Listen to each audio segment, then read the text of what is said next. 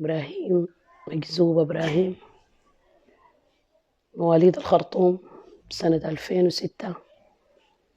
تلقى تعليمه بالمعاهد البريطانية حتى الصف الثامن، وبفضل الله سبحانه وتعالى في كل فصل كان يحرز الدرجة الأولى، إلى أن وصل الصف الثامن وأحرز 252، وتلقى الثانوي بمدارس الإبداع، درس هناك الصف الأول والثاني،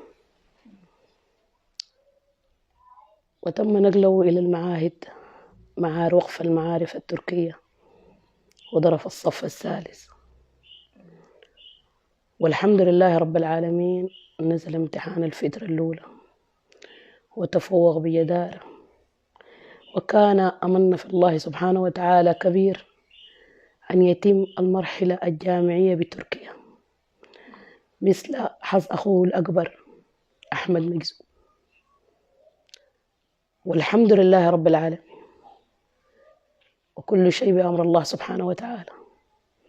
كان دائما يقول لي يا أمي يا أمي إن شاء الله أدرس مع أحمد بإذن الله، ووعد أخوه أحمد في تركيا إنه إن شاء الله شهر 6 بعد ما يخلص الفترة بتاعة الامتحانات النهائية إنه يجي ياخده معاه ويمشي على أساس يتلقى تعليم الجامعي هنا.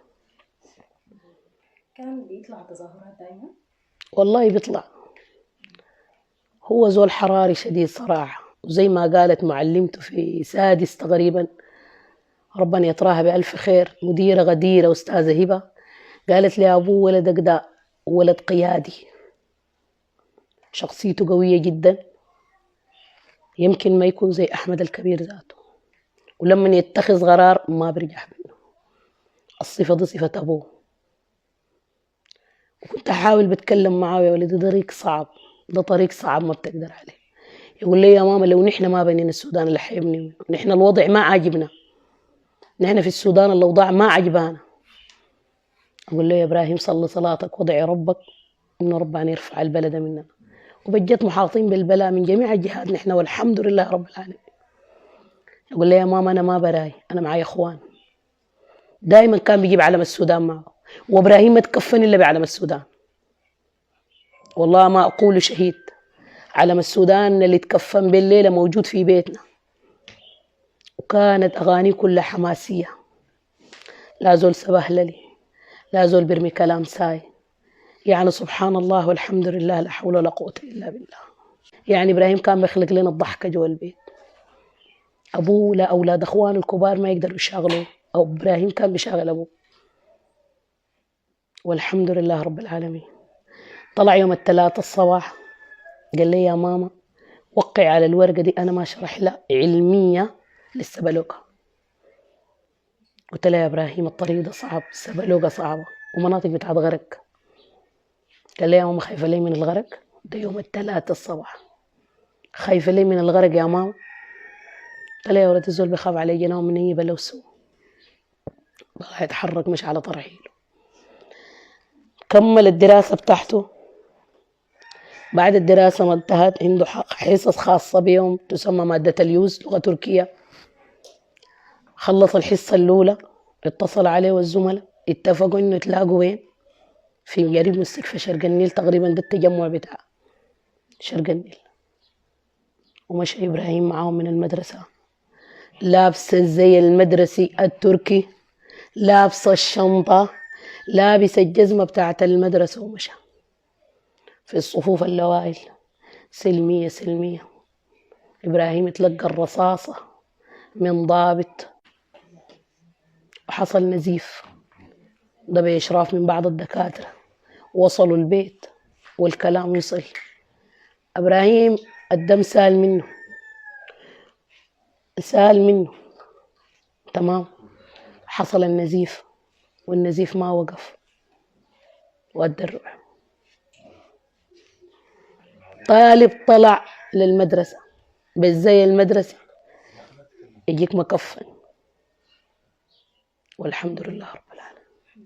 مطالبكم شنو يعني يرجع حقه أو للحكومة أو أي رسالة عايزة توصل؟ والله أنا عندي رسالة واحدة، الرصاصة ضربت ولدي ترجع بسلاح على الضرب، بس ما عندي أكتر من كده.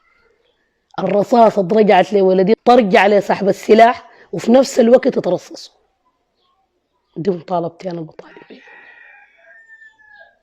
حرق كبدتي، حرق قلبي، ولا حول ولا قوة إلا بالله. حسبي الله ونعم الوكيل في كل ظالم، حسبي الله ونعم الوكيل في كل من قعد في مقعد بتاع حكم وعدالة ولا حكم ولا عدل. حسبي الله ونعم الوكيل. أنا موظفة في ديوان الضرائب، الغلط ما بعمله، بأدي رسالتي لوطني، بتصرف في حدود قانوني، لا أتجاوز أي قانون. أكثر من 18 سنة أنا قاعدة في خدمة مدنية في كراسي، لا نظلم ولا يظلمون. ليه الليلة نحن يظلمون؟ عنده راي، عنده رسالة دار يوصلها. كلنا عندنا آراء، نحن ديمقراطيين لا ديكتاتوريين، كل زول عنده رايه. هو الليلة ده رايه، الوضع ما عجبنا، استقرار ما في، أمني ما في، اقتصاد متدهور، بيطالبوا بحقوقهم وده حق من حقوقهم. إذا كان بيشوف الوالد بيطلع من الصباح بيجي المساء وما بغطي حق اليوم، بتجي الأم شغالة بتطلع من الصباح لحد حق المساء وما بغطي حق الشهر، دايرين نستغر. أنا أقول لي يا إبراهيم نطلع أنا وأخوانك نمشي تركيا، يقول لي يا ماما خلي بلدنا لمنه، نحن ما نقعد هنا، نحن ما نصلح وضعنا. قلت لي يا ولدي إحنا برانا ما بنقدر. يقول لي نحن ما برانا، معانا أخواننا ولازم نصلح بلدنا. كلامه كان كلام كبير، يمكن كلام ما في سن، لكن الحمد لله رب العالمين. الحمد لله، إنا لله وإنا إليه راجعون. لله ما أعطى ولله ما أخذ. بطالب بحاجة واحدة بس، الرصاصة رجعت لي ولدي ترجع لصاحب السلاح، وفي المحل اللي اتضرب فيه ولدي زي ما حرق قلبي. الحمد لله رب العالمين. قادر يا كريم.